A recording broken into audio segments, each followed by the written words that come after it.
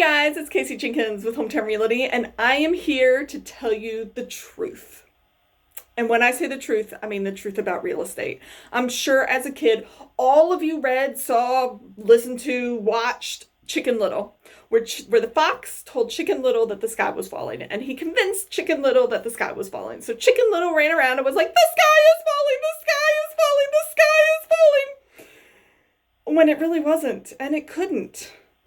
And if you look at the news in real estate, what the news is saying right now is a bubble's about to burst, the bubble's about to burst, the foreclosures are coming, and they're just all freaking out. And it's not.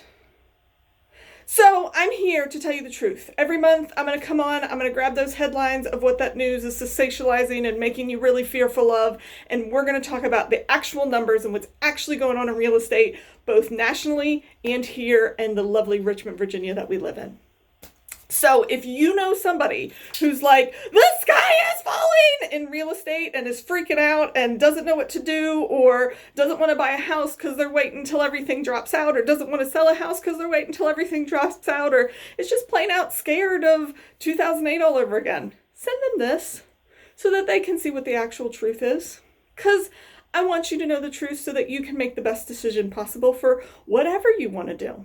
So let's jump into it. We're going to talk about two things today. We're going to talk about what's going on in the real estate market today and why we know that the sky is not falling and the real estate market is not about to implode itself.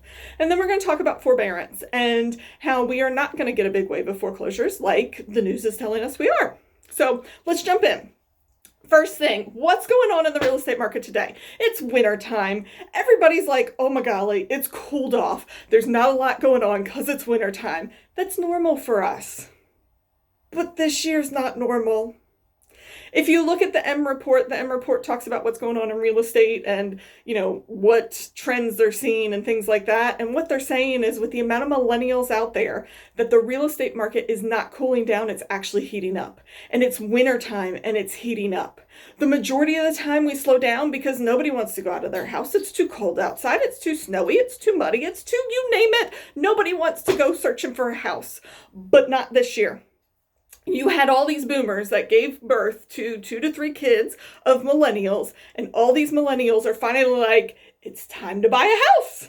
And they are all ready and well qualified, and they are excited. And what happened was last year, they all went to buy a house, and a lot of them didn't get a house.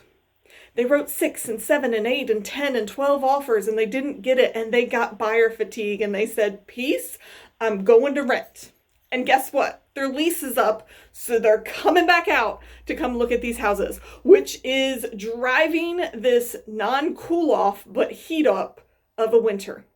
And to give you some stats behind it, so in Richmond City, if you put a house on the market, one house on the market, you are going to get 37% more showings this year than you did this time last year. 37% more showings on one house. If that doesn't tell you that there's 4 to 5 as many buyers as there are houses on the market, I don't know what will. The other stat is what's causing them to get more showings is that there are 44% less houses on the market than there were this time last year.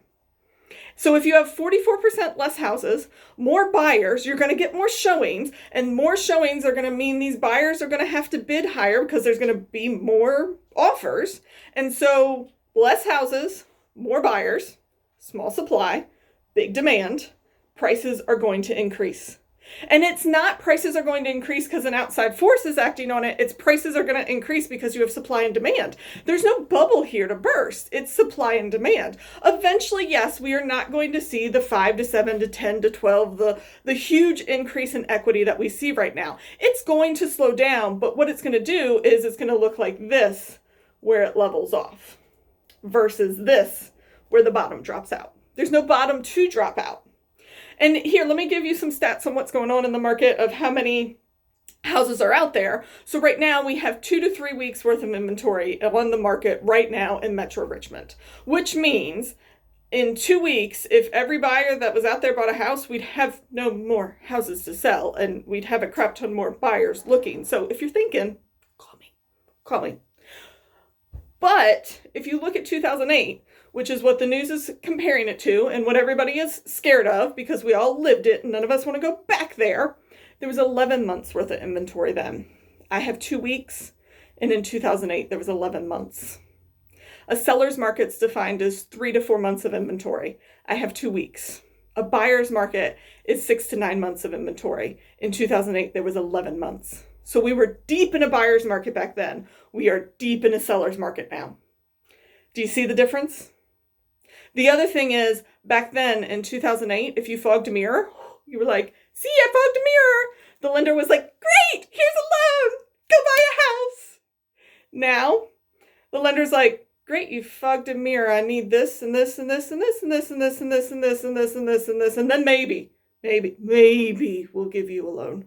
It is one of the hardest times right now to actually get a loan. And what caused 2008 was lenders were giving loans to people that didn't qualify for loans. They shouldn't have gotten loans. And so you took 11 months worth of inventory, all these people that shouldn't have gotten a loan, and you sent them all out into the world, and they caused this frenzy because all these influx of people came into the market, and the market blew up, and the prices blew up, and then all of a sudden, pop went the weasel, and the market dropped out.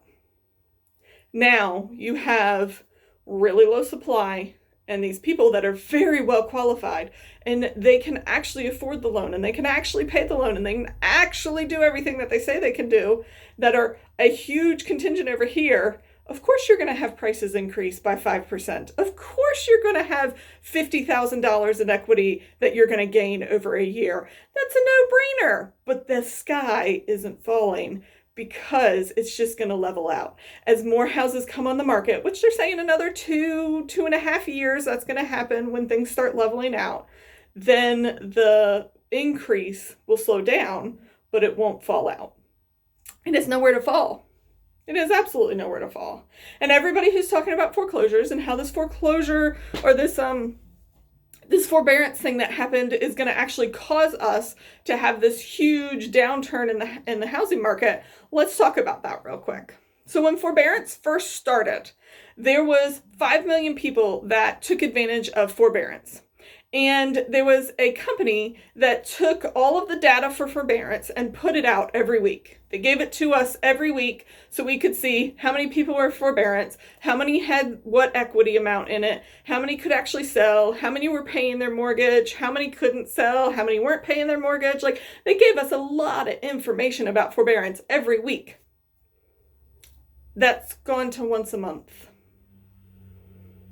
If you look between the lines, they went from every week to once a month because they figured out it's not that big a deal. It's not that big a deal on the housing market, and it's not that big a deal in the United States as a whole because it's gotten so low. So I told you 5 million people when we first started jumped on forbearance. We have less than 1 million. We have 994,000 people in forbearance right now. And what's going on is the banks are going to them and going, how can we help you pay your mortgage?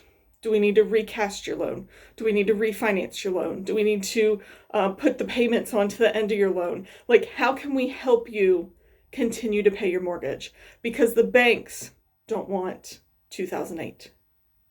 And so the banks know that if they sit down and they work with these people and they're able to redo all of these loans and make it so these people can actually afford their loan, which is what we want, then we get through forbearance. If you look at Realtor actually makes their money off of foreclosures. That's their thing. People get foreclosed on, sadly, and Realtor makes money. Realtor actually put a statement out to its investors that said, hey guys, we know we had some foreclosures when forbearance first ended, but like they've all but dried up. They basically said, we're not going to make money on foreclosures this time. Like, we're not going to make money like we thought we were. And to put it into a little perspective, normally foreclosures in America, what we do a year is about 290,000 foreclosures a year. In 2021, in the first 3 quarters, we did 29,000. 2,090 is what we usually do. We did 29,000. That's a big difference. And one of the big reasons is A, the banks are working with these people that really need to be worked with because we don't want them to lose their house. B, with all this equity gain that we just talked about because of supply and demand, a lot of people who took forbearance can actually sell their house, pay their mortgage off, make some money, and then either buy another one that they can afford or go to some type of rental that they can afford. So they can actually get out of their house without us even knowing that that's what they took and that's the position they were in, which is awesome that they can do that. So what we're seeing is a very small percentage of those first 5 million that took forbearance are actually going to end up in foreclosure. A lot of them are actually trying to short sale or, like I said, redo their mortgages so they can keep their house. And so if you look at the amount of houses that are actually bought and sold in the United States, it's hundreds of thousands. Even if we took all 994,000 that are in forbearance right now, it still wouldn't equal the amount of demand we have out there. It wouldn't even put a dent in it. So if you look at the news and the news is screaming, the sky is falling, the real estate market is about to burst, look at the actual facts. The facts that we just talked about that says, hey, it's not about to burst. Things aren't about to go crazy. The foreclosures aren't going to cause a 2008 again. Forbearance actually worked and actually helped a lot of people get through COVID and through the craziness and keep their house. So it actually did what it was supposed to do. And so I'm excited to be able to share this with you and let you know, like, hey, the sky isn't falling. The real estate world is good. We're actually on fire.